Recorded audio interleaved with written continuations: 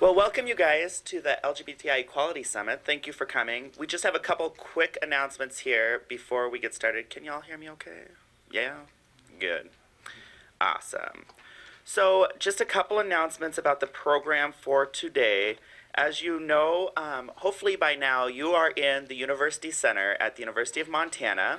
This is the UC. And so in your conference summit schedule, if you see UC before it, that is this building that you're in. The 300 series rooms and the alumni boardroom are just right out these doors to the left and right down the hall, just to let you know where those are located. And also you'll see continuing ed. The continuing education building is right behind the University Center. There's a big LGBTI Equality Summit banner hanging in front of it. And those rooms, the 200 series rooms, are located on the main floor where you walk in. If you have any questions, there'll be volunteers seated at the front there to answer any questions that you have about that. And on that note, in the continuing education building, in your summit planner, there's room 206. That is actually changed to room 202. So if you want to jot that down with those great pens that are in your bags, continuing education room 206 is now room 202. Exactly. If for some reason you have any questions today, you will see the planning committee and volunteers all around the University Center and the continuing education building. The volunteers are wearing the yellow badges on your name tags, as well as the committee members are wearing red. Presenters are red. Sorry, committee red. Yellow means volunteering committee. Red means presenter. Orange means Okay, sorry, my notes were a little confusing. Yellow means volunteering committee. So if you see a yellow name tag, that means they're volunteer and or committee member. Any questions on that? Awesome. Just to also let you know, we are doing HIV testing here in the University Center on the second floor. That will be from 10:30 this morning until 5 o'clock p.m. Feel free to check in at the registration table if you're interested in getting tested, for sure. It is the rapid 20-minute test. And if you have, yes, anonymous and confidential. If you have any questions, again, please see one of the yellow name tag volunteers or committee members. And yeah, without further ado, I'm going to turn the mic over to David Herr, Director of FDH and Associates.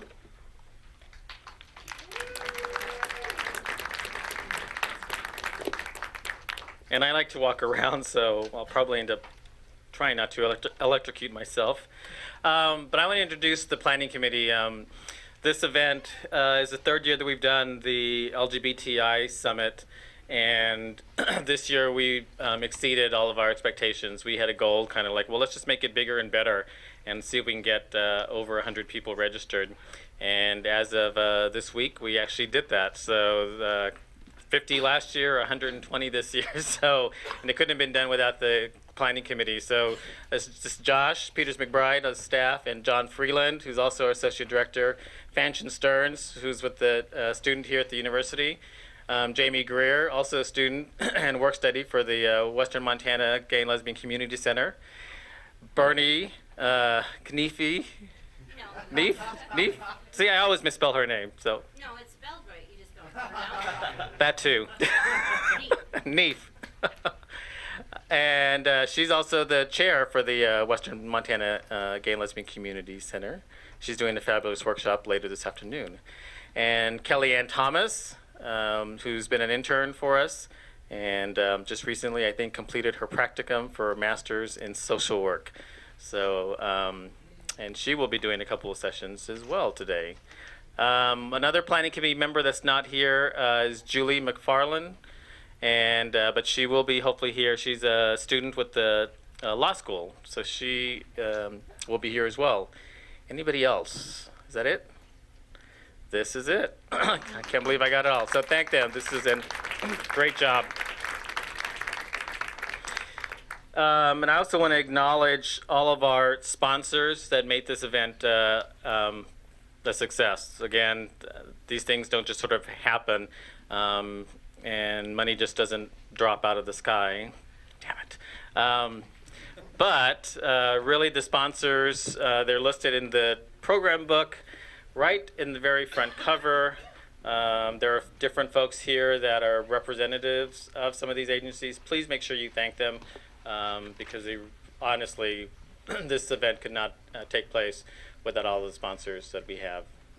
So, and finally, the one of the things that we do is we do HIV prevention and outreach work for the state of Montana, focusing on gay and bisexual men having sex with men. And the Gay Men's Task Force is one of the lead agencies working towards those goals. So they're listed in your program book. Many of them are here today. Please introduce yourselves and also thank them for the work that they're doing. So, and with that, we'll go ahead and get started.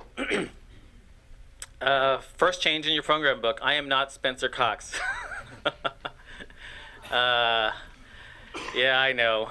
Unfortunately, our keynote, Spencer, was on his way to the airport yesterday morning and in a taxi, and the taxi got a flat tire. And consequently, he missed his flight. Flying out of New York, apparently there's only 2 flights to Missoula, so the next flight was at 5:30 and it was full.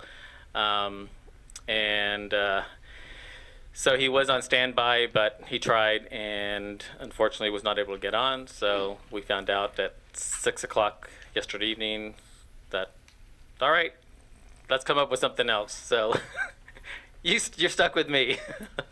And what we're going to do today is actually kind of, the task force did a survey last year. We surveyed over 250 men from around the state, and have not had a chance to really share some of this data, and it's some really good data, and so we're going to go and do that this morning. It'll sort of hopefully set the tone. Again, the focus is really for a lot of this data is on gay men, and in the future we hope to work a lot closer with the Gay and Lesbian Community Center to actually do some surveying around some of these same issues for lesbians as well. So because there's a great need to get some better data on lesbian health. So, all right. So first slide. So the task force. The task force, like I said, is a group of gay men from around the state. Somewhere between 7 to 10 guys at any point, representing different communities in Montana, and we meet 3 to 4 times a year, and basically meet all weekend just to strategize, to evaluate, to see what's going on, what can we be doing better. And this summit is actually one of the things that has come out of that that group. Next slide. And I'm going to go pretty quickly because I think there's about 40 slides, and so I'm going to go. If anybody has any questions, you just want to stop, please just raise your hand and just ask away. So where did we survey? We did retreats. We conducted about 6 retreats throughout the year here in Montana. A lot of the surveys we also did at the Pride Weekend, which takes place. The Montana Pride Network is the organization that coordinates that weekend celebration. This was done in Helena. This past year was in Billings, and it'll be in Billings again next year. So the different workshops that we do, different men's groups that occur around the state, and a lot of dances, lambda dances. Chris Monson does some dances, so social events. And then, of course, one of the best ways of communicating with people is just simply taking them a coffee and have a one-on-one discussion. So, as I mentioned, we had about 250 guys that filled out the survey, and that's one of the largest survey groups that we've ever done. And about 95% of those folks were actually from Montana. So, a pretty good breakdown of by age, we did a really good job. About 32% were guys aged 18 to 24. So we did a much better job this year than we have in the past. And let's see.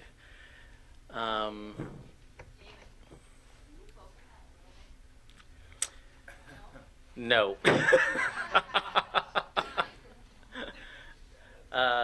That's about as good as it gets. So, all right.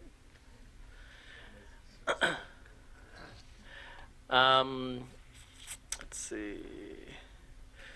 And we almost had about 11% of Native American again, which we felt was also good as far as trying to at least be more represented as far as the population at large and stuff. So, and hopefully we'll continue to really get some better data with regards to more communities of color in our state. So let's talk about sex. When we talk about HIV and gay men, really the biggest risk, the largest risk, is unprotected intercourse. And when I say intercourse, I mean anal sex. So oral sex is not really a very high risk for HIV. It's pretty much a low risk. But this is the anal intercourse that we really need to focus on as far as trying to get guys to adopt some healthier behaviors around. So, and when you look at the slide, we did see and ask, in the last 6 months, did you engage in this behavior? 77% said yes. And if you look at the breakdown based on age, younger guys are having more anal sex than older guys. And I think just probably as we get older, we tend to have sex just less and less. It's just a fact of nature or something, I don't know. 73% of HIV positive guys then also reported having anal sex. So, next slide. David, was that protected or unprotected? You didn't really That one, yeah, that one just was anal sex. So it was included both protected and unprotected. So we'll get to what's unprotected. And again, younger guys are engaging, 83%. So you'll see the breakdown as we get older. By the time you get 60 plus, then it's only half of you guys that are having anal sex. How often were condoms used? Okay, so here's where we get to, were they using condoms? And in general, what we see here in Montana is what's kind of happening across the country. More and more guys are choosing not to use condoms for a variety of reasons. And one of the things that we're seeing here in Montana, at least, is that we have a lot more guys that are actually entering into relationships. And I think that that's one of the strategies that guys are using is that, well, let's just get into a relationship. Let's both get tested. If we're both negative, then we can drop the condoms and not have to use them. And let's see here. I think that, despite the fact that there are less guys that are using them, that doesn't mean that guys are not using them. I think that there's an opportunity for us to just sort of continue to promote and not get complacent when it comes to condom usage, because there are guys here in Montana that have been using condoms for years and years and are continuing to do that, and it's not a big deal. And so we need to continue to stress that what are the barriers, because a lot of guys are overcoming them and are able to still practice safer sex. So. Why were condoms not used? Well, the number one reason was because he was my regular sex partner. And that really has not changed over the years. We've done these surveys probably since 1993, and that ends up being up there in the top 3. We were both negative. Again, probably a lot of partners that are testing together and trusting their own status. So, kind of the third one to the bottom, that no condoms were available. So this is kind of, almost 7% of guys saying, well, they just didn't have a condom. And so that's kind of a concern, that we want to make sure that condoms are being made available. And unfortunately, they are kind of getting tougher and tougher to find. You don't necessarily see them as much in some of the bars and some of the different places. And a lot of that has just to do with just, rising costs, and, a lot of organizations don't have the budgets anymore to just provide, stock condoms and spend tens of thousands of, stock that many condoms for a different community. But next slide. Vaginal sex. So yes, we do have guys, bisexual men in Montana. But it seems like we're having less and less. 15% of the guys reported vaginal sex in 2000 compared to only 7% in 2006. So that may have more to do with the fact that I think we were surveying guys at Pride Weekend in some of the retreats. And whereas in the past, I think when we've gone and surveyed guys, say, at adult bookstores, you're going to tend to get a lot more guys that are partnered with, women, and it's that whole sort of Larry Craig syndrome. But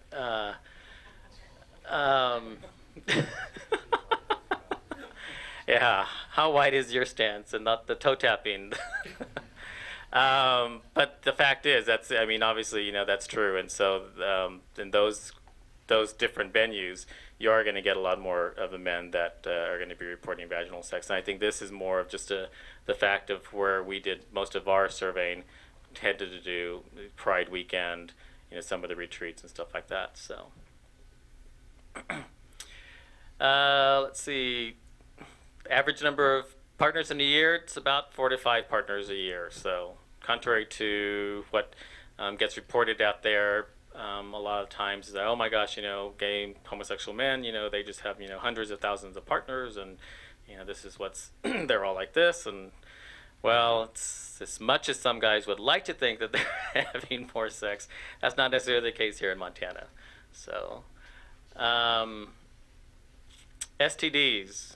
And we asked, how many folks, if you had ever been diagnosed with a sexually transmitted disease.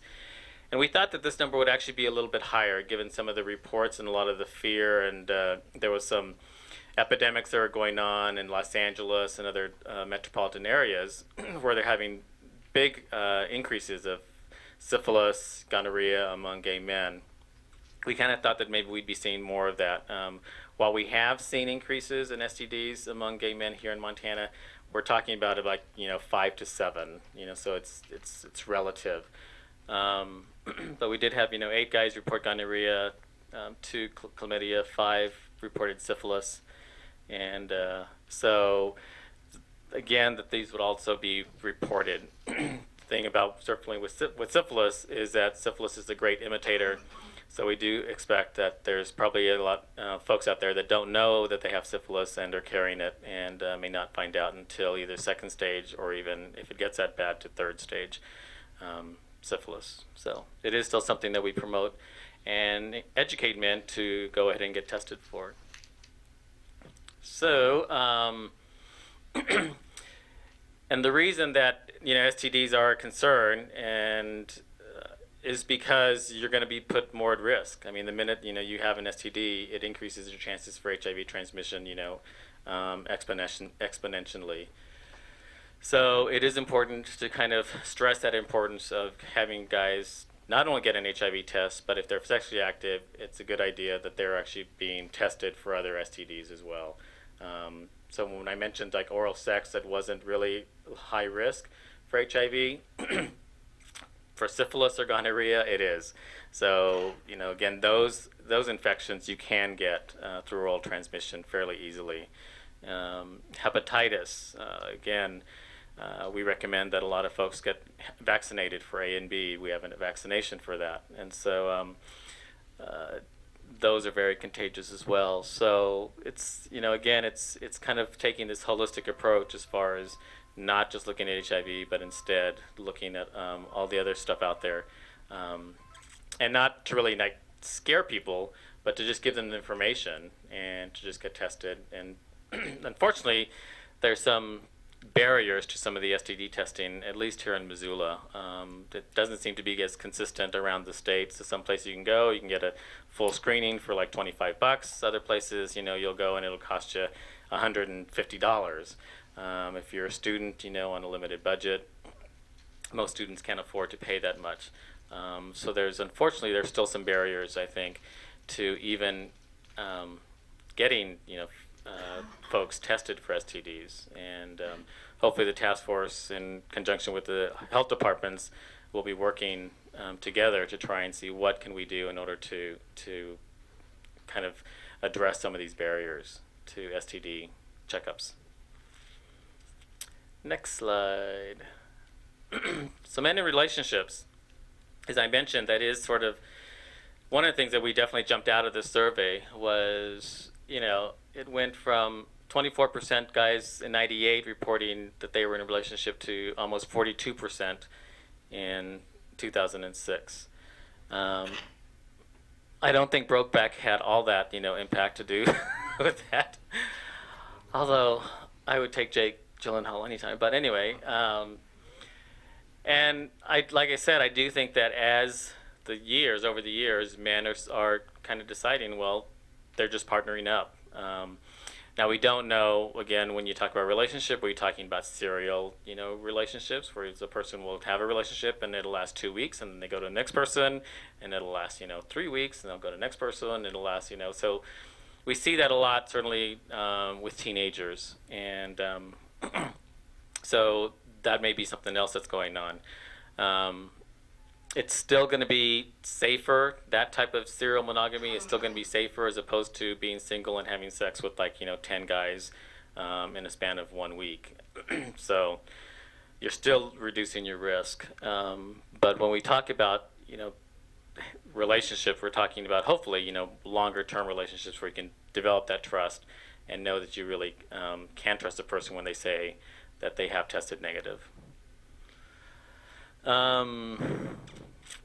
Sex outside the relationship. So we did ask this question, and how many guys were having sex outside? And again, there's less guys that are having sex outside the relationship, 27% compared to 41% in 2001. So I'm not sure what this would be attributed to, other than probably maybe the guys are more fearful of the risk. And so, but that's something that I think for us as prevention planners, that this is an opportunity to kind of stress, that if you are going to have sex outside of the relationship, make sure that to have it safely and use condoms every time. 50% of HIV positive guys reported having had sex outside of the relationship, but that's a small number. That's only 4 out of 8 guys. So. And then 39% of the guys did not use condoms. So this would be then the guys that are not using condoms, an opportunity for prevention and to try and reach these folks. And this just kind of gives you an idea of just sort of the different social networks. I wanted to have, one of the task force members there in front, and maybe, somehow, put Larry Craig up in the corner, how we all, somehow are related, through the numbers, the people that you have sex with, you end up, to Elvis somehow. But this is great. I think it's Pamela Sue Anderson, and how all, having sex with other people, and how everybody, we're all connected. I'm sure you've seen kind of these type of things. What this actually shows is the impact of social networks. And I've talked to a lot of folks here in Montana, and you realize that in some respects, as far as the gay male community, and I think the women's community for that matter, tends to be fairly insulated. Everybody sort of knows each other. It's not uncommon, to people sort of travel, they know, they're online. And it is. I think that there's this very clear social networks. So there's certainly social networks between HIV positive guys, social networks between, bears in Montana, the 2-legged kind, not the 4. And I think that it's important that we need to acknowledge these social networks and the role that they play in the facilitation of sexually transmitted diseases. So one of the most common social networks that we see here in any rural state is the internet. I mean, the internet here quite honestly has changed the landscape completely for how guys meet. We're seeing across the country gay bars are actually closing because they're kind of becoming a thing of the past. And the internet is what has now fulfilled those roles where guys are able to meet. They can meet a lot quicker and have sex. So I still think it's a little bit harder here in Montana, particularly in the winter months. And when you meet somebody, they're online in Helena and you're in Missoula, that might be a little bit difficult, but it happens. It's, we hear stories, and it's not uncommon to hear guys that, travel. I mean, from Bozeman, hey, they go all the way to Butte, and because they've hooked up with somebody, they met somebody online. So it's happening a lot more and more. And like I said, this is probably one of the most single biggest social networks for gay men in Montana would be the internet. So then the other thing that we're seeing happening is that there are then parties and stuff that take place. We don't have bathhouses in Montana, although I did hear, and correct me if I'm wrong, but I did hear that maybe there's rumor that there's a bathhouse opening in Billings. Anybody hear that? There is one open in Billings. There is one, right? Is it at someone's house, or is it Over at Tokyo Tokyo Sauna. Sauna, huh? Yeah. Okay. Well, that'll be interesting to see how that happens. In general, we don't have a lot of those. Where's the task force member? We're gonna have to sort of investigate.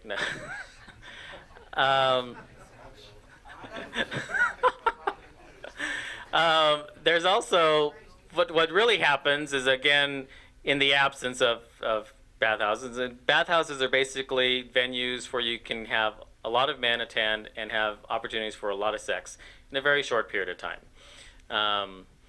So the other things that would occur here would be, more commonly, would be house parties. So, sex parties that do occur around the state. We don't know where they are, actually. It's like, damn it, we're not getting invited. But but we need to do a better job there. And like, I'm going to start pimping out John, actually, and and getting him to these parties. But what you see in most of these, type of venues, that they're basically, the guys are there for one reason, and one reason only. It's to have sex. So they're highly sexually charged environments. You're a lot of partying that gets this place. So there's drugs and alcohol that are associated. Multiple sex partners that are occurring. Keep going. Probably some of the guys are older. There's a higher level of sexual STDs, higher number of positive players, again, some drug use. There may be more strategic, positioning as far as guys trying to be more open about their status, so that if they're pos, that they'll only have sex with other pos guys, and or if they're negative, that they'll only have sex with other negative. The other thing is, unfortunately, with a lot of these, is that there's a lot of guys that don't know their status, and so those are the folks that really end up being a big concern when they don't know their status and they're having sex with either positive or negative. So next slide. So here are just some of the things that, as far as like in these type of highly sexually charged cultures, which this is something that the task force is going to again look at more and see, but the need for promoting treatment and testing for sexually transmitted diseases is going to be big.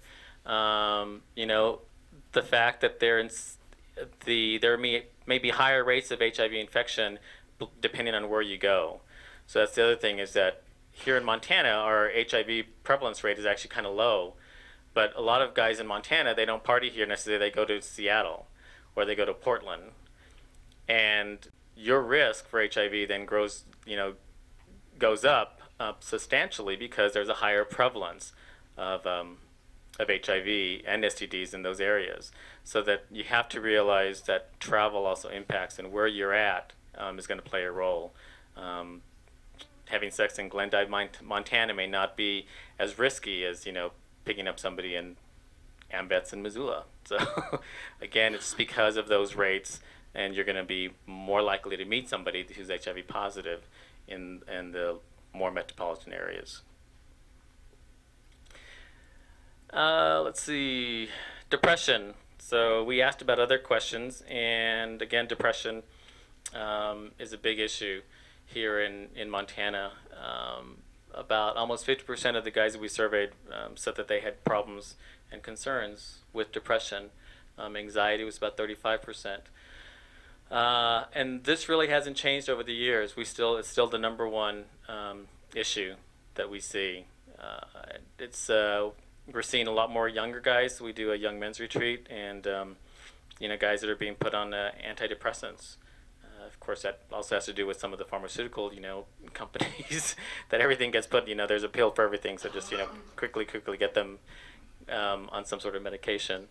But depression is an issue. So, and it's not just something here in rural, but it's something that's happening across across the country. 18% in rural, men across the country report symptoms of depression.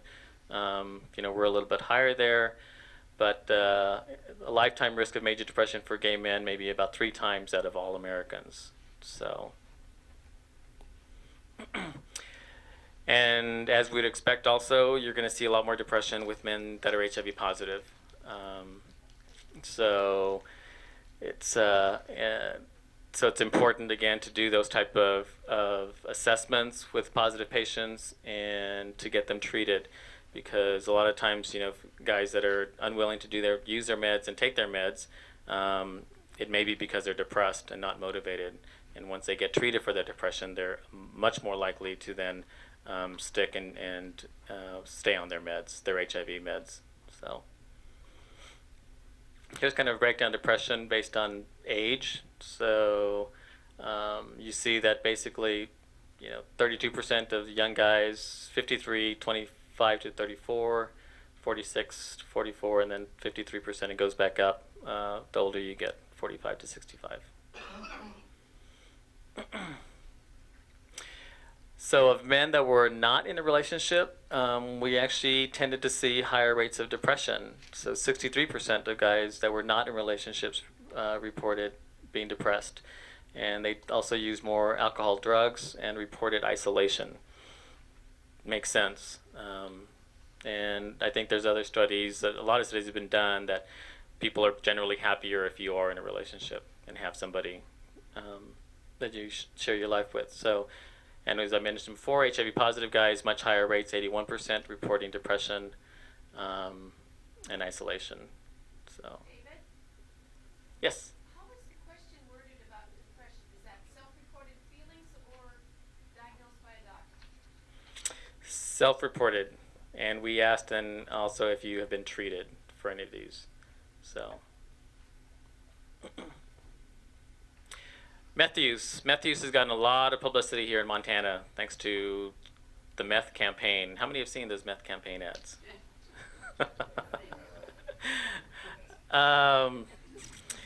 And you think that, my God, it's like I wonder what the rest of the states around the country think about, Montana, that the meth must just be rampant, that it's just like buying it on every street corner or something. We looked at that here in the gay community, and yeah, are guys using meth? Sure. It's only about a quarter of the guys reported, having used meth. So 75% of the guys, had never used meth, which is good. And it seemed to be that, more HIV positive guys reported having used meth, almost 70%. Again, not a big surprise when you look at the fatigue that happens with guys. That's one of the big reasons that people give is like, I'm so tired of being tired all the time. Either tired from the HIV meds that they're on, from the HIV disease, for whatever. And all of a sudden, this drug comes along that it basically will give you energy and, increase make you feel the best that you've ever felt before. So why not? And so, pause guys, start taking it, and it's like, and they report having more energy. They can get more stuff done. Well, I don't know about they get more stuff done. There's only so many times you can, empty out your sock drawer and clean that. But so it is that is the main reason that pause guys will report that. The problem becomes when it becomes addictive, and when you start using it, and then you get not staying up for 3 days, and then having paranoia and hallucinations and stuff, and the crash that occurs after coming down. I mean, that's those are then where it becomes then problematic. So over half, about 56% of guys said that they knew friends that had used meth. And of course, when you looked at pause guys, that was even higher. More pause guys knew friends that had used meth. So it's something that we still want to probably monitor here, and to see, is this something that is really growing, or is it going to be like any kind of other drug in the gay community, sort of the drug du jour, that at some point something else will take its place. So cocaine seems to be making a comeback, as does heroin. So. All right, next one. Needles. This was good. 9% of the men reported using needles, compared to 4% in 2001. So that's basically 22 guys out of 250. This was a little bit of a concern that if more guys are injecting, and just because it's, if you're sharing needles, I mean, it's so easy to get hepatitis. I'm not sure about meth and HIV, how, we haven't really seen this explosion of HIV within the injection drug use community here in Montana. And so it's, it may just be because those networks are so closed, the social networks, again, that I mentioned, that, there's a lot of very, high distrust. So people aren't just going to shoot up with just anybody. And so because of that closeness, that may actually offer some protection when it comes to HIV. One of the theories I have is based on the crap and shit that goes into meth. I wonder just and how toxic it is. I wonder if meth doesn't actually kill HIV in the needle. So maybe that's why we're not seeing that. But I know that you go to places like Seattle and stuff, and it really isn't. I don't, the sharing the needle, I think it's more of just all of the sex that occurs afterwards while you're on meth. And that's probably going to be the bigger risk for transmission of STDs and HIV. So we can just sort of, I can't see that, so I hope you guys, so we'll just pass that one. All right, alcohol. Number one drug of choice in Montana is alcohol. We like our booze. 74% party with alcohol, and 60, not as many pause guys, 62%, 18-year-olds, 24, 59. So, but this is still the number one drug of choice. Second drug of choice, any guesses? Oh, marijuana. And now we're back to crystal meth and popper. Okay. Again, talked about crystal meth. We'll just keep going unless there's questions. So the other, I guess, marijuana, 38%. We are seeing more oxycodone prescription use, which particularly in younger people. So that's, again, happening. Ecstasy, about 10%. So we did ask about Viagra. How many people ever use Viagra? 18% had used. And HIV positive guys were more apt to report using Viagra. Again, not a big surprise, especially if they're on antidepressants. So the big concern with Viagra is if they're mixing it with poppers. So that then becomes a really big problem. So there's a big risk then for having a heart attack, a cardiac event, if you're mixing Viagra with poppers. So And 68% did say that they had, used Viagra or something in combination with something else, but we needed to be specific as far as have you actually used this in conjunction with poppers. So most of the guys did not feel that they're at risk for HIV. So this kind of like was surprising to us, that we would expected that maybe more guys would actually feel, well, yeah, it's like I'm sexually active and having sex, and so yeah, that there's a risk. But again, it could be that with more and more men, they're reporting being in relationships. So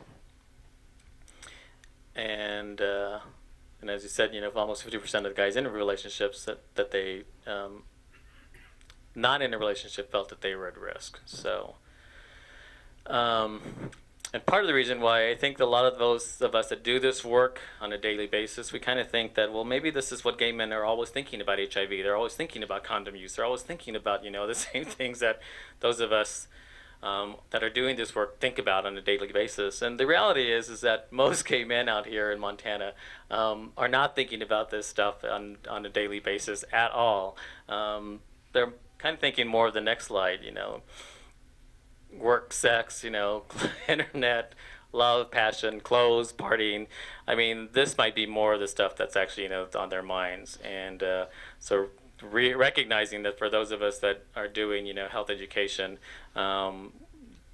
realizing where men are at, that they're not necessarily thinking the way we're thinking. So this is a good sort of wake-up call for us. Again, we had 26 guys that were positive in the survey. 20 of them said that they did not know their status. So we're hoping to change that. Where were guys infected? 25% said that they were infected in Montana, compared to 14 in 2001. Majority of guys reported that they were actually infected with HIV outside of the state. So, and this hasn't changed too much. Just talking to your partners, most guys say that they always talk to their partners about sex. This was also self-reported, because when I actually go out and talk to guys, they'll say, well, no one ever brought up their status when we talk. So I think this might be something where people, in their minds, they think that they are talking, but maybe we're not being as clear as we should be. Next slide. Testing. So there's a lot of testing that's available. We've actually been able to be very fortunate to keep testing free and anonymous here in the state. So, 30% guys said that they were very satisfied with testing. Other concerns, the biggest concern is confidentiality. So there's concerns about confidentiality still with testing. Fear of results is a big thing. And about 21% of the guys said that they just had a mistrust of the health departments. And I don't know if I would attribute that also to just maybe a mistrust of government in general and everything that we're being subjected to in the last 8 years. Probably, has resonated to a lot of folks that if you're tied somehow to the government, then it's Big Brother, and that's not a good thing. So, rapid testing. Again, we've had rapid testing now in Montana for about 5 years, and it's been very successful. So you can get your results in 20 minutes. 96% said that they would prefer that method over conventional of the needle use and waiting about a week to 10 days for those results. So, and 65% that were not in a relationship have used the rapid test. This was an amazing thing that about 73%, 72% of the guys that we surveyed had all been vaccinated for hepatitis A and B. This is like very good news. This is probably one of the highest rates that you've seen even across the country. I mean, where they've done vaccination promotions in Chicago, New York and stuff, and their rates are about like 40, 50%. Here in Montana, we've bumped it up to about 72, so that's really good news. There's still, homophobia that's occurring in the medical settings, and I think Rose Sachs is going to actually talk about some of that at the luncheon, but it does still occur, and 50% of positive guys reported, kind of some sort of homophobia. with the medical care setting.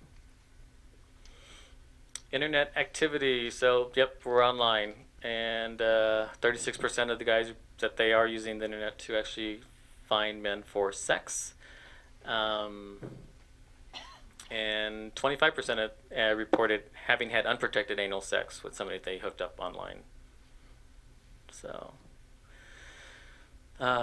retreats, we're doing a good job. Of the 250, about 34% said that they actually had attended one of our retreats. So we have about another, 66% of the guys that we're going to try and reach to get to one of our retreats. So pause guys, 85%. Again, we're looking at 26 of those guys, but they had attended to a retreat as well. So what are some of the recommendations? I think what we took from this is basically the need to continue to support, condom usage. That is still something that is viable and important. Again, to know kind of where the higher rates of HIV are, not only within the state of Montana, but certainly in the West. So if you're partying in places like Denver or Portland, you're going to be more at risk just because there's more people that you are likely to come in contact with that either has an STD or HIV. Tobacco cessation programs, probably didn't spend a lot of time, but again, we do have much higher rates of tobacco use in the gay and lesbian community than in the community at large. And so that's something that needs to be addressed. Syringe availability programs. So if more and more guys are actually sharing needles, again, I'm going to be more concerned about hepatitis and hepatitis C. So to be aware of that. And again, with more and more guys coupling, to target male couples for prevention as well, and to make sure that they are taking precautions, knowing their status, and especially if they are having sex outside of the relationship. Encouraging rapid testing, and it's going to become bigger and bigger. The need for LGBTI health education for healthcare providers, which is what this summit today is all about. Hopefully trying to get more folks to learn about our issues, not just gay men, but lesbians, bisexuals, transgenders as well. And what is it that we can do? What is it that they need to know as a provider in order to provide better care? And the last thing is, I think it's easy for us to kind of, as gay men, get beat up a lot. And we tend to be sort of there's always something new coming out. Oh my gosh, this is, horrible, is now, gay men are all using meth, or gay men, higher rates of unprotected, sex that are now occurring, or now there's this, Kaposi sarcoma is now making its way back in San Francisco that we're seeing with HIV positive guys that we hadn't seen since the early 80s. So there's always this like negative stuff that tends to also pathologize, unfortunately, a lot of us as gay men. And so one of the key founders to actually kind of trying to reverse this was Eric Rofus, who started a lot of the gay men's health movement in this country. Passed away a couple of years ago. But he really sort of, championed that we need to do a better job of actually focusing on the good things and the strengths that we bring as a community, as opposed to always, focusing on the negative. And so I think it's something that's really important that we kind of, those of us in prevention tend to lose sight, because it's so easy, especially if you're trying to do funding and raise money. Well, if you're trying to raise money, then you need to show that there's a problem. So you talk about the problems and why you need the money. And somehow we need to also then try and shape the dialogue that, yeah, there's problems, but there's also good things. There's also a lot of strengths that we as a community bring to one another. And so those are just some of the stuff that I had, again, providing, critiques of, programs that just is always bashing, focusing on the negative. Try and seek some balance, between the strengths and deficits. Confronting horizontal hostility, that's a tendency for oppressed people to take out their hostility on others in the oppressed group. I think it's important for us to remember that it's not gay men or our allies that are the enemy. And too often, we end up tearing each other down or attacking each other. Remind, colleagues and friends about the strengths that we each bring, and seek out, men that celebrate their strengths, and challenge institutions to insist on speaking about our strengths in addition to any deficits that we might have. So with that, the last slide is, I encourage you to get out, take some action. Unfortunately, this was the slogan from back in the 80s, and it still applies today. Silence still equals death, and action equals life. So I hope that this summit today will hope and inspire and encourage you to take some action, whether it's writing a letter, whether it's talking to a friend, but anything and everything helps. So thank you very much. Have a great summit, and we have 45 minutes.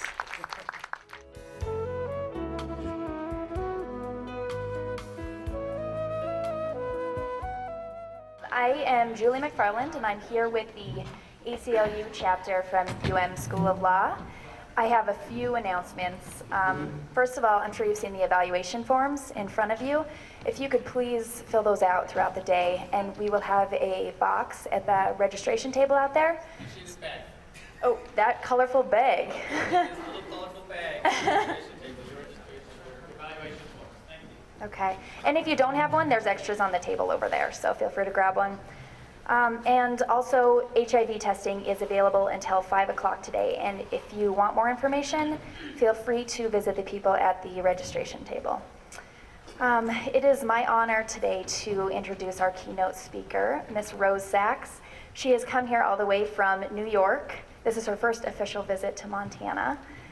She picked a great time to do it.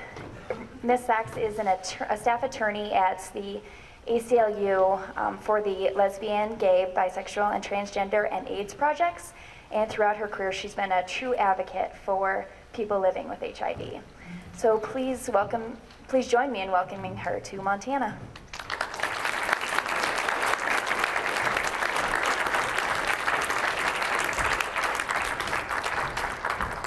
All right, I want to thank Julie for the introduction, and everybody planning, all the conference planners for inviting me. It's really a privilege and an honor to be here, and it is indeed very, very beautiful, so don't look outside. I want to talk to you guys today about a topic that we call religious refusals and access to health care.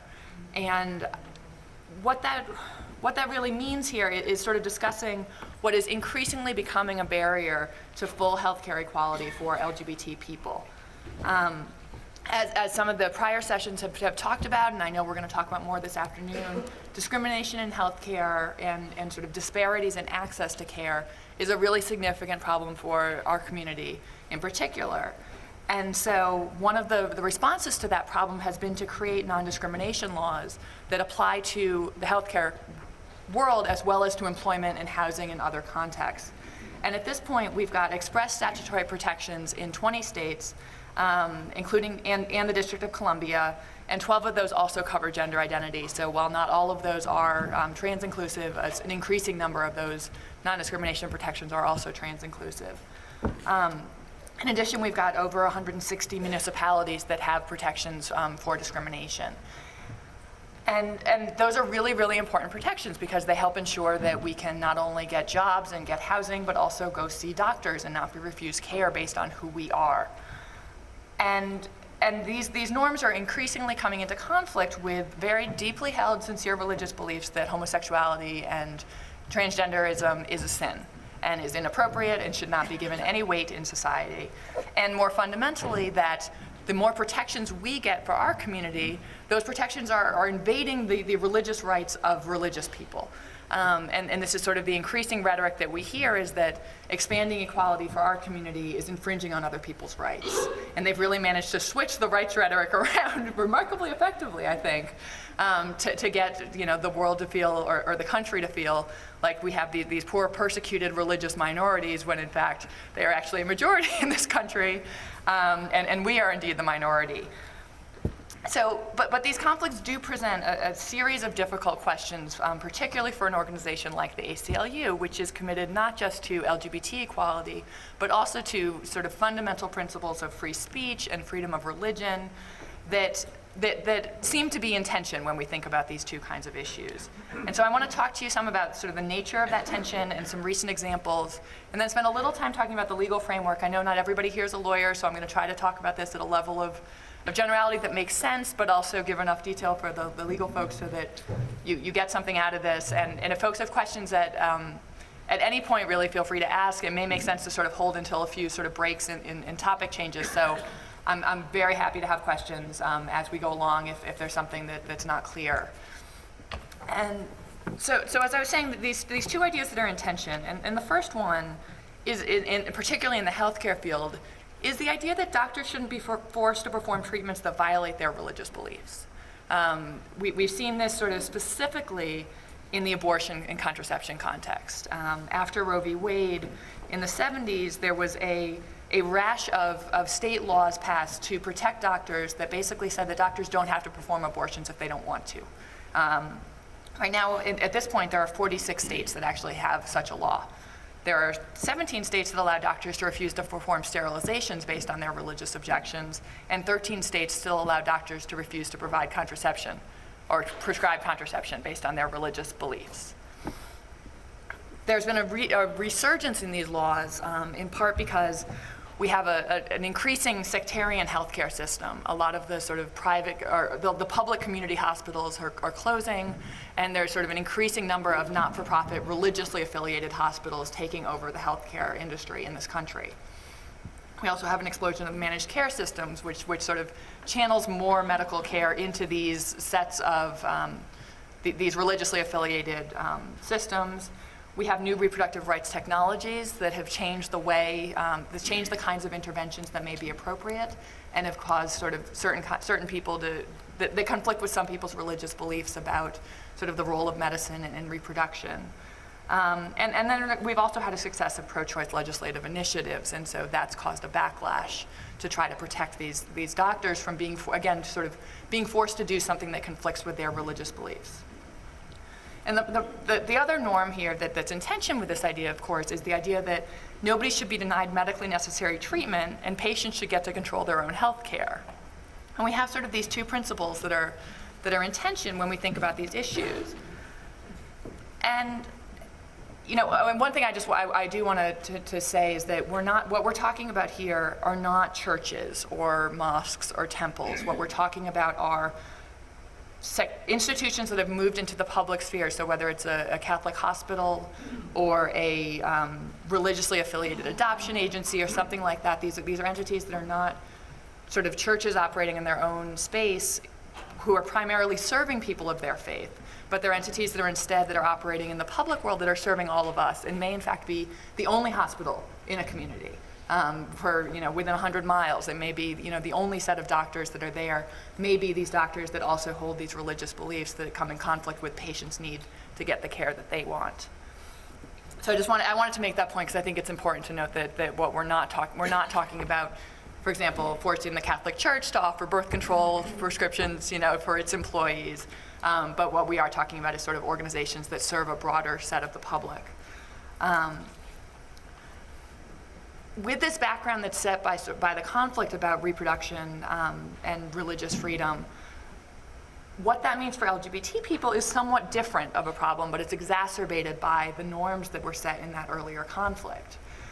And because here the collision between religious freedom and discrimination occurs when physicians are performing procedures selectively or performing treatments selectively. It's not a question of saying, I don't believe in this procedure and so I won't do it. Here's a referral to my friend down the hall.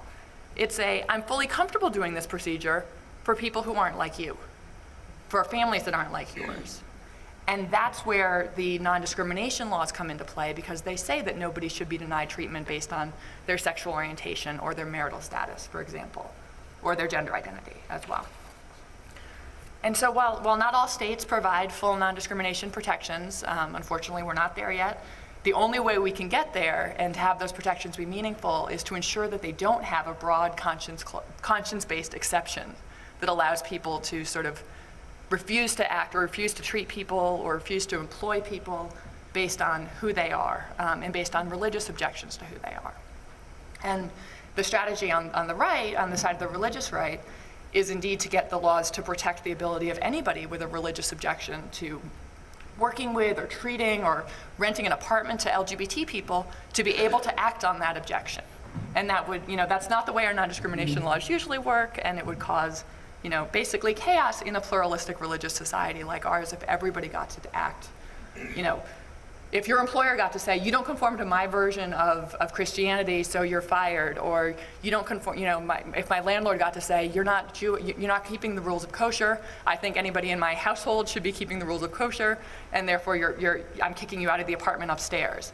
It's fundamentally inconsistent with the purpose of non-discrimination protections, which is to ensure that the harms that come from discrimination, no matter what the reason, whether it's religion or bigotry or ignorance, we don't care why people are discriminating. What we care about and what the laws are trying to protect is the harms that come.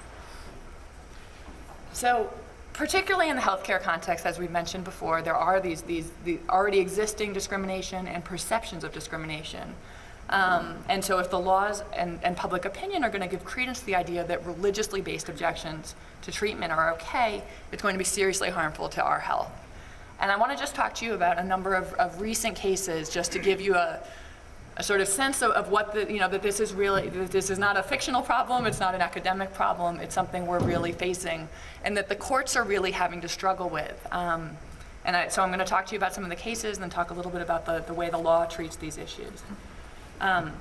So the first case I'm going to talk about involves a woman named Guadalupe Benitez who lives in California, and she and her partner, she's a lesbian, she and her partner decided they wanted to have children, and they sought assisted reproductive assistance from a doctor who said, I have no problem providing fertility services, that's what I do, I'm a fertility doctor, but I'm a little uncomfortable with this whole lesbian couple idea.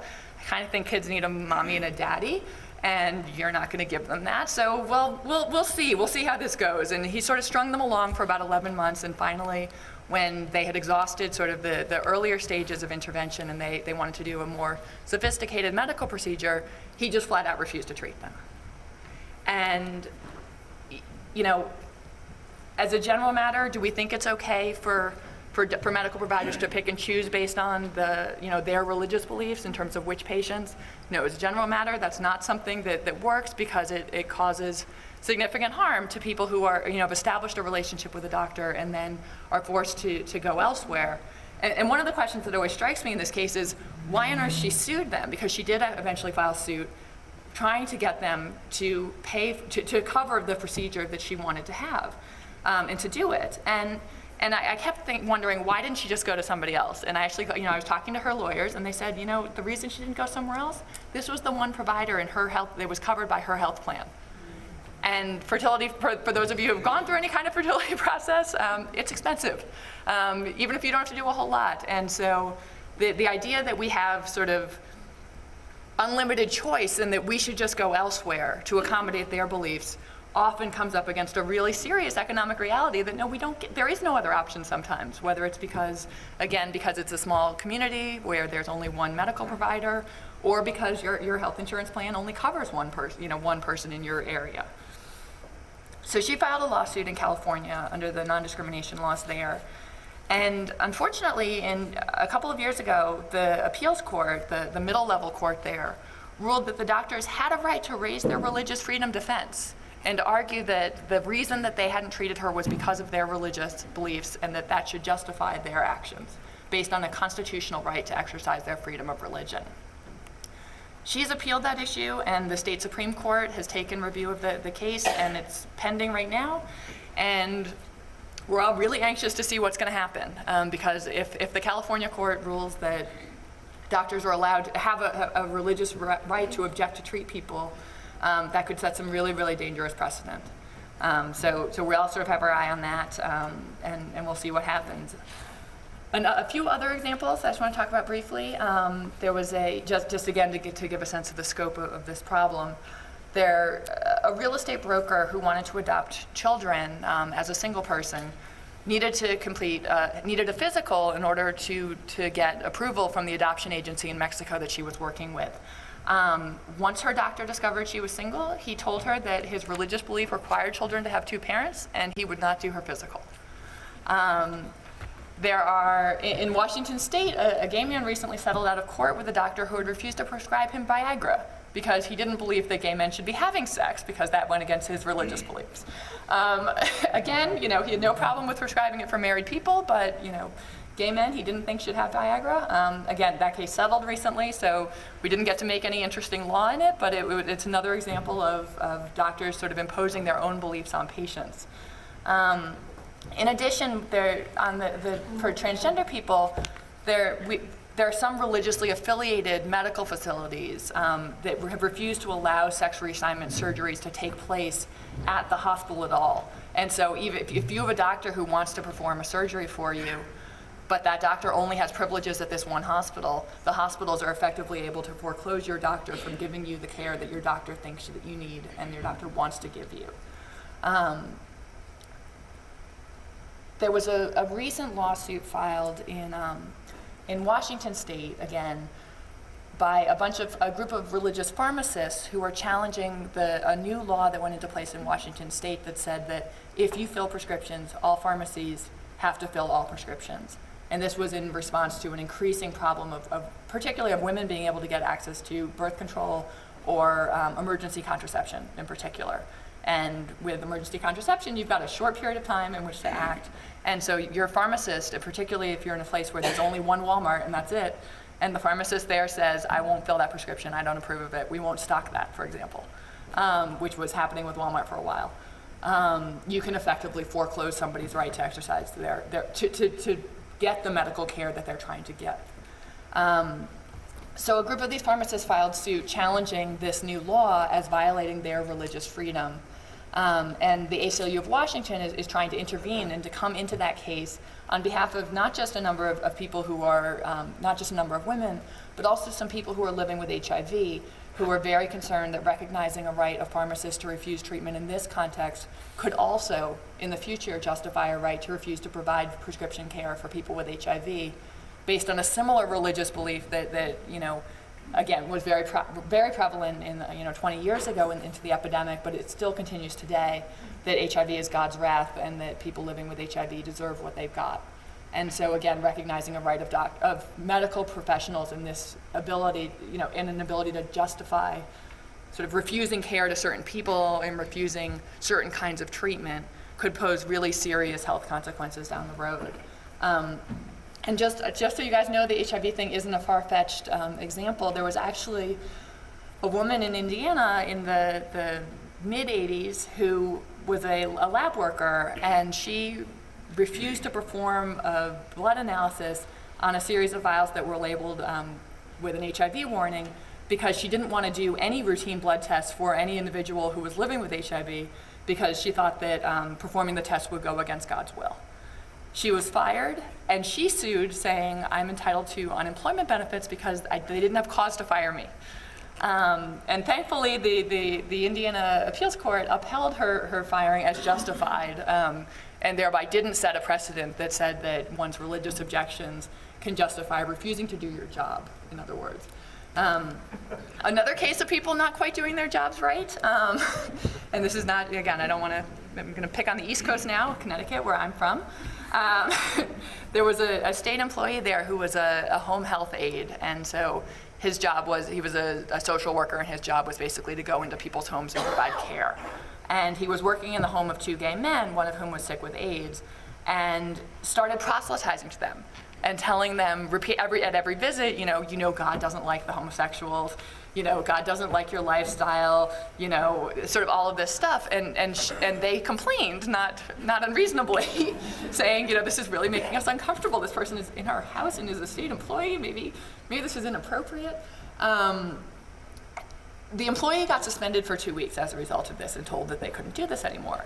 And then this employee filed a lawsuit saying that, again, that his religious beliefs were being violated and that this was religious discrimination against him because of his beliefs.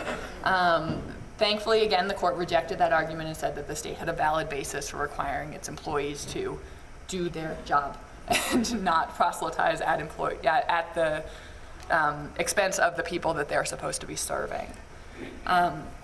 So this is, again, sort of a range of the context where we've seen these kinds of defenses raised. And to date, and again, with the note that the California issue is still outstanding and we don't know what the court's going to do there, to date, we've been largely successful in terms of ensuring that courts don't carve out a right for people to engage in this kind of discrimination. But I just want to talk briefly about the kinds of legal theories that are in play, because I think that there's an increasing push to sort of try to get these kinds of carve-outs recognized, and it's something that it's helpful to sort of know what we're really talking about. And then I'm going to talk a little bit about messaging and sort of what we can do and what are the most effective ways to counter this idea, again, of that they are the persecuted minority here, but because of these laws that are protecting us in our community. So the first argument they make is that applying these non-discrimination laws to them violates their right to free exercise of religion, which is protected by our Constitution, protected by many state constitutions as well. And this is, again, where context is really, really important. For religious, truly religious positions, of course the non-discrimination laws don't apply. We can't require the Catholic Church to hire women as priests, for example. Nobody's trying to do that. That's not what's at stake here. Beyond these sort of ministerial and religious positions, there's much weaker protections, particularly where what you have is religious individuals seeking to impose their beliefs on other people. The way this sort of comes out is that under federal law, general laws that apply to everybody, the government doesn't need a particularly important justification to even for things that burden people's, important religious beliefs. The idea is that sort of in our diverse society, it would just be too complicated, and so assuming the law isn't specifically targeting religion, the government only needs sort of what's called a rational basis, which is sort of a plausible justification for why it's doing what it's doing. But under state laws, there are some states that require a higher burden, which is actually what we as the ACLU think is the more appropriate and more protective of religious standard, which is to say that if there's a substantial burden on your exercise of religion, and there's a question, of course, about whether or not doing your job and treating everybody as you're supposed to is actually a substantial burden on your exercise of religion, but assuming that it was, we think the government actually needs a compelling interest. And the thing is, here we think there is one. Again, if we look at the sort of the harms that are caused by refusing care to people based on their identity, and then either forcing them to try to go elsewhere if possible, as well as just the pure dignitary harms that come, from being told by your doctor who you have an established health, trust relationship with, that they won't treat you because of who you are. We think that the government has every right to step in and say, you know what, that's not going to be acceptable here. We can't live like that. We're not targeting you because you're religious people. We're targeting the harms that come from this kind of discrimination. And so if we think about the case in California with Guadalupe Benitez, it's not a religious position, so there shouldn't be a constitutional privilege to discriminate. And the state's compelling interest in ensuring that everybody has access to health care should trump any kind of religious defense that's raised in that case. The one thing that gives us hope, among others in California, is that a couple of years ago there was a case where California passed a law saying that if an insurer provides any kind of prescription coverage, they have to include contraception. And Catholic Charities sued and said, we really like providing prescription coverage to all of our employees, but we really, really don't want to provide that kind of prescription coverage. And you shouldn't force us to. And the court said, well, you're not actually being forced to. You could just decide to get out of the prescription coverage business. And they said, well, no, our religion says we have to help and provide health insurance to our employees. And the court said, well, then if that's what you're going to do, you have to actually cover all of these kinds of prescriptions. And so because the court rejected their religious defense there, we think that that's a similar argument here, a similar argument about the kinds of harms here, so we're hopeful that the court will do the right thing. There's also the possibility in some of these contexts of accommodating religious beliefs, and that's something that, again, we as the ACLU think that if there are two pharmacists working at a pharmacy, and one of them is really opposed to filling emergency contraception, and the other guy is right there and can do it without humiliating the client, without making any, without any big deal at all, just have the other guy do it. It's only where you get into a situation where there is no other way to accommodate the employee without disadvantaging the customer or the client that there really becomes a significant problem. And so again, we think that there are times when you can come up with an accommodation. There was a case in Missouri where a state foster care placement specialist really felt uncomfortable placing children with gay people, with gay families. And putting aside the rightness, objective rightness or wrongness of those beliefs, it was undisputed that those were his sincere religious beliefs.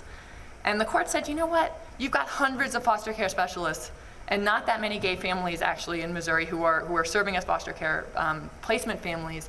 And so why couldn't you, as the state, just sort of assign those families to other people? It's not going to cause too much of a burden on other people.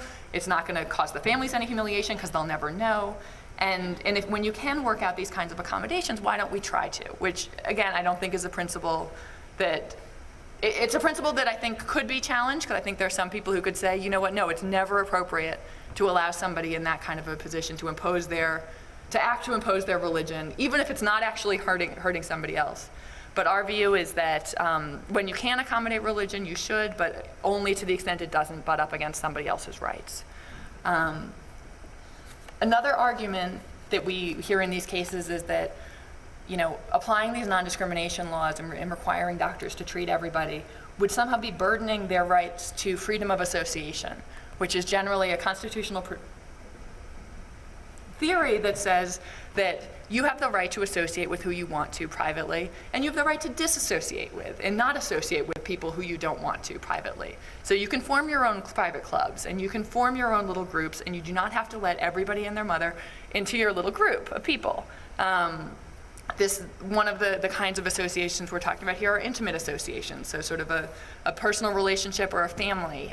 You don't have to let everybody in, and the government can't act in a way that burdens your rights to form your intimate associations or your expressive associations. If you want to get a group of people, if the ACLU wants to come together to talk about problems we have, the government doesn't get to insist that everybody get to come to our meetings. The government doesn't get to insist that we give out our membership list to the government, so that these cases sort of started with the NAACP a while ago, when there was sort of far more stigma and it took far more courage, I think, to be an activist than it does in certain ways today.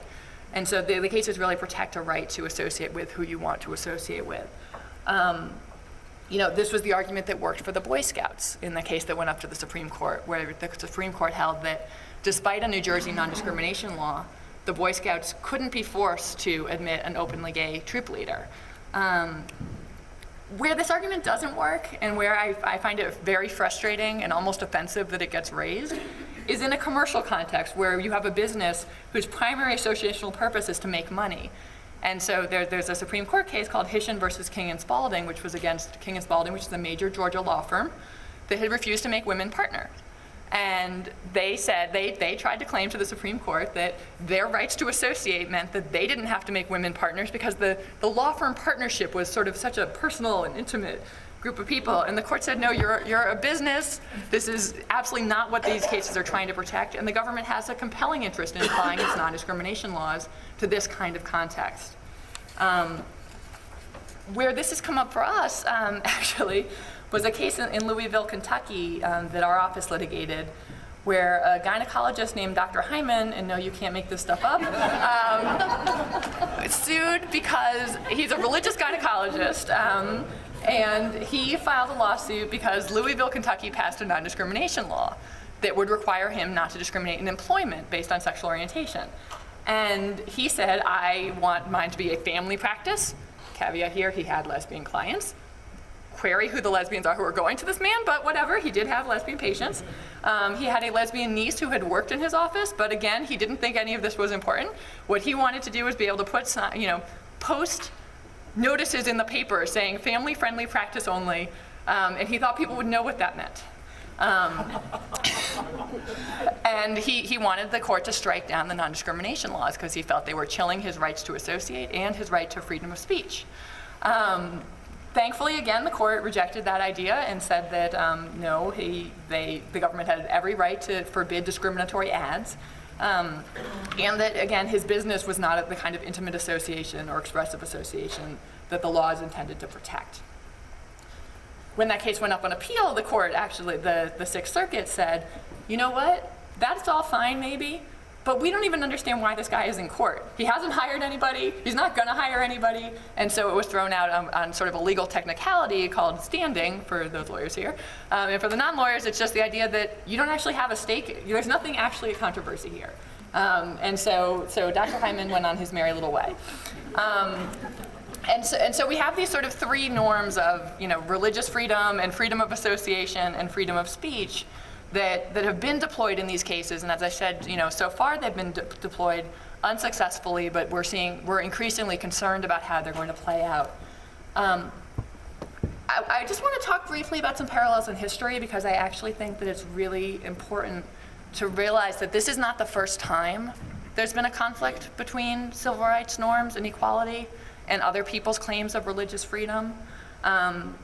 Unfortunately, we do not have a great sort of collective history or memory in this country.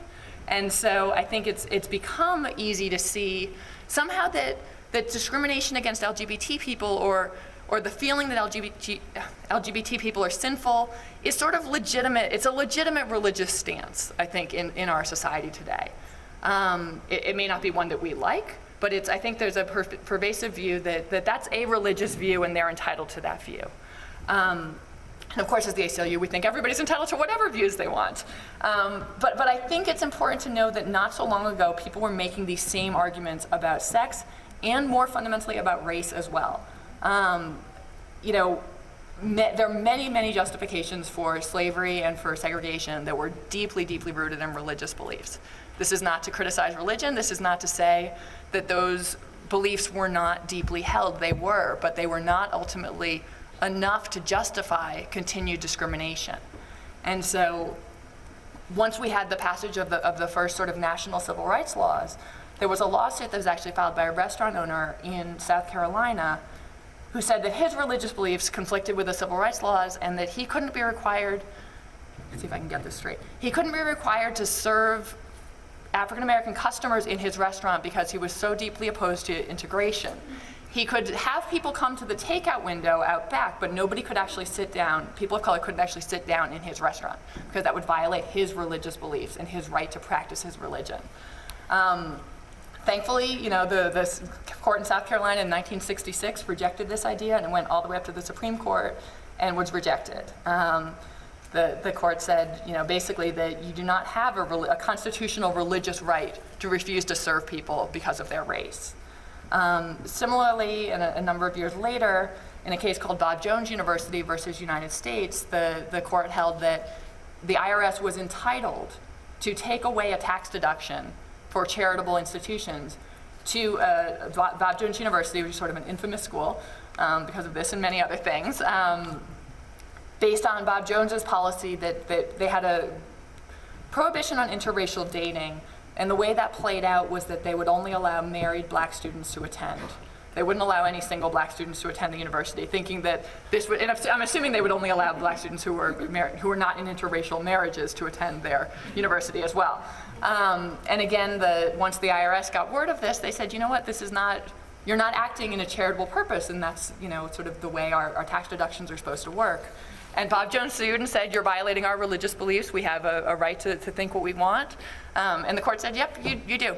You absolutely have a right to think that, but the government doesn't have to subsidize it. And we don't have to treat it as charitable. And so we have this sort of core history, and I'll talk briefly about some gender cases as well, because similarly, a lot of the deeply held religious beliefs about sort of the appropriate sphere and the appropriate role for women and men have been used to justify trying to pay women less than men, one of my favorites, there was a Christian school that would give male employees family health benefits, but wouldn't give their female employees family health benefits because women should never be the heads of the household. And they got sued by the EEOC back in a far more progressive era when the EEOC was more friendly. And the court, the Ninth Circuit said, absolutely not. You don't get a religious justification to essentially pay women less than men based on your beliefs. There was a case in New York where a school district, and this is just to show that it's not just the Christians. There's everybody's a problem here. There was a school district that gave male bus drivers who had less seniority, usually you got to pick your route based on seniority, and they gave men with less seniority over the women preference on routes that had certain Hasidic families, because to accommodate the views of the Hasidic Jewish families that boys shouldn't be in any contact with women. And so if you had female bus drivers, these boys should not be on the bus.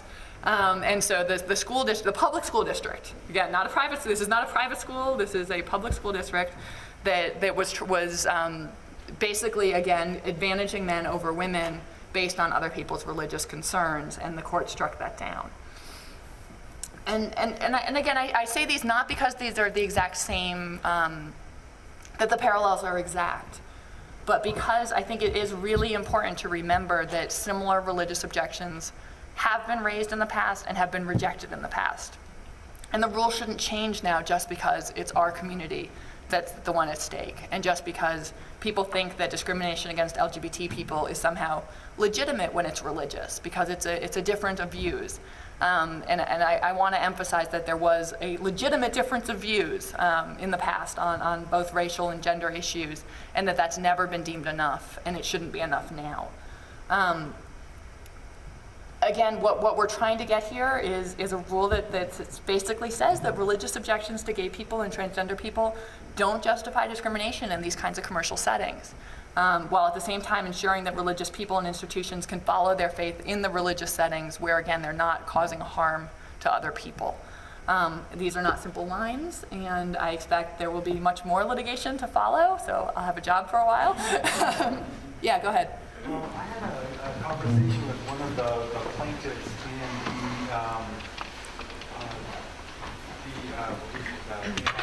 they had challenged the marriage law in Washington State, and she was an attorney herself, and her and her partner had applied for the marriage license, and they went all the way to the state Supreme Court. Yep. So I was talking with her about something else that had happened last year during one of the floods, where a lesbian couple were living in a floodplain, and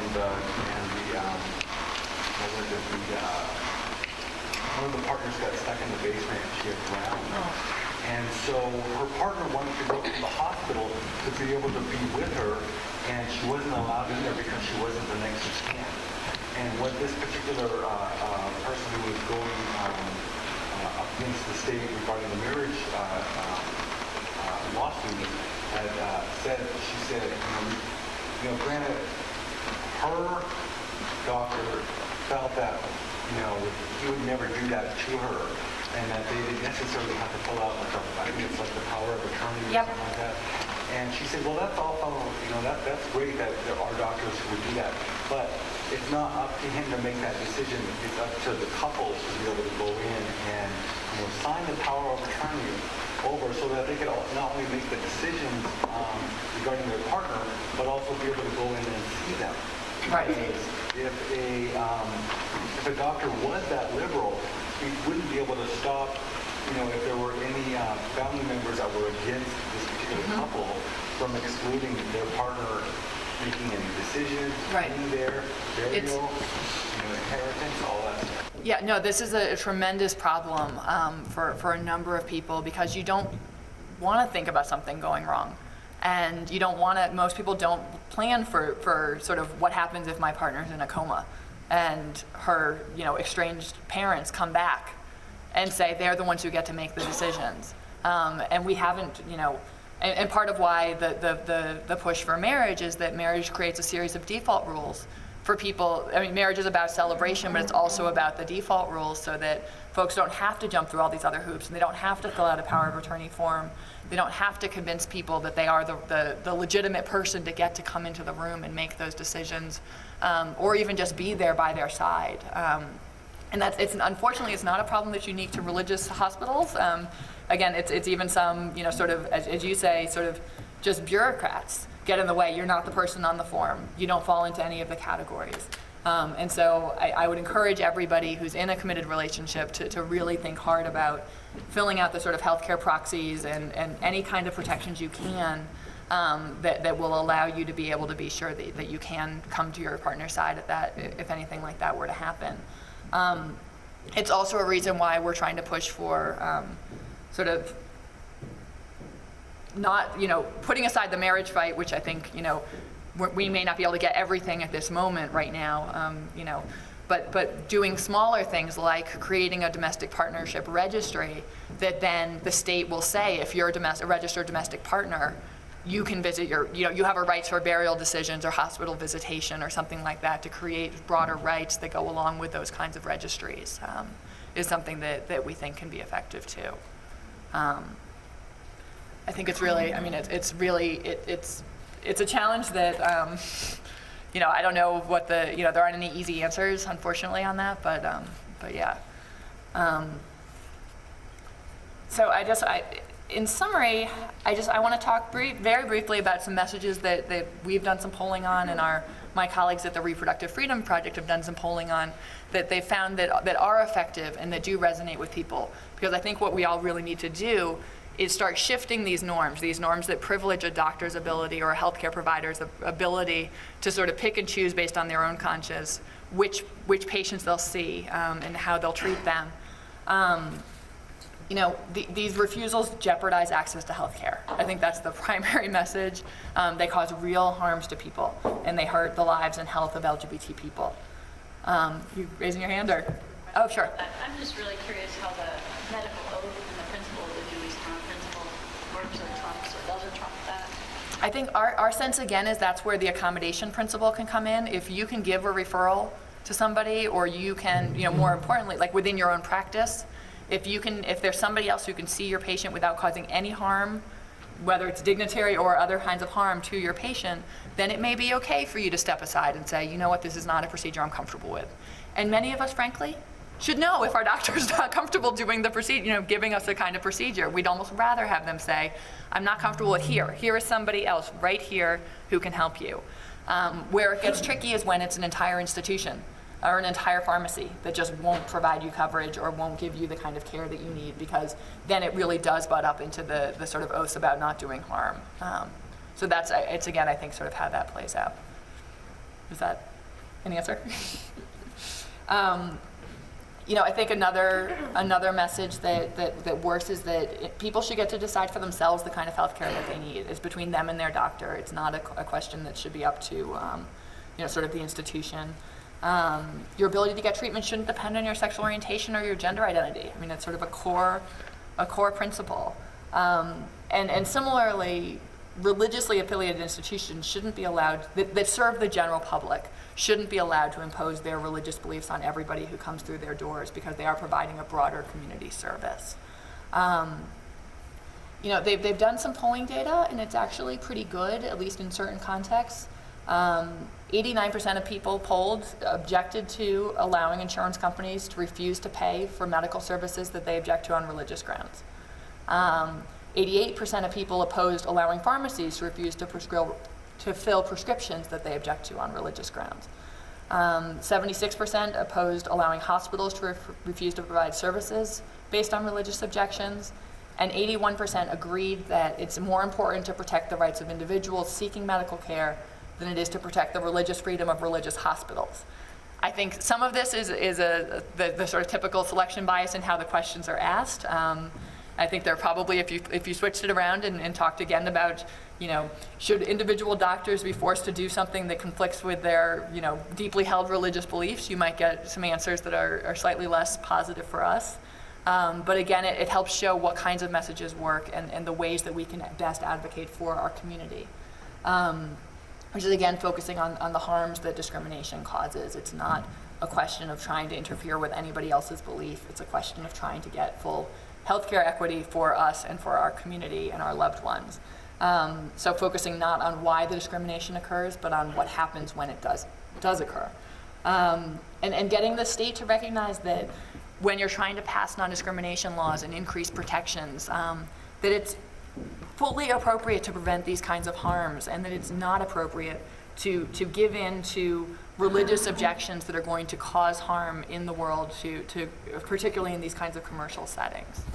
So that's what I've got. We have our work cut out for us, and I think it's going to be, as a purely academic legal matter, it's going to be very interesting to see what happens, and on a much more personal level, I think it's really a really important struggle, and getting folks to recognize that this kind of discrimination is not okay just because it's religious, is really what we have to do. In the same way that it's not okay to discriminate against women or against people of color based on your religious beliefs. So, any other questions? Or clapping? I'd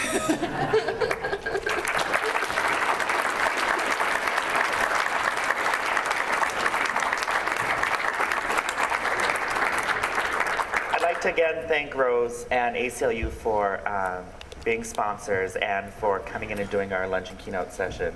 As you said, we have a long way to go, but we're getting there. Just to let you know again, on your luncheon tables, there were evaluations. Obviously, we're not done with all the workshops yet, so if you could, before your departure, drop those evaluations off at the check-in table, which is just right out here in the grand foyer. Again, if you didn't receive one, if you could either go to the check-in or check on one of the tables, there should be a couple extras located there. As you noticed, at 5 o'clock, we do have closing thoughts and evaluations, and that will be located in the University Center Theater, where we had our opening notes with David this morning. That will again be in the UC Theater at 5 o'clock. And we'll give you guys 10 minutes here to do what you need to do, and we'll begin session 2. Thank you guys very much. Let's hear it again for Rose.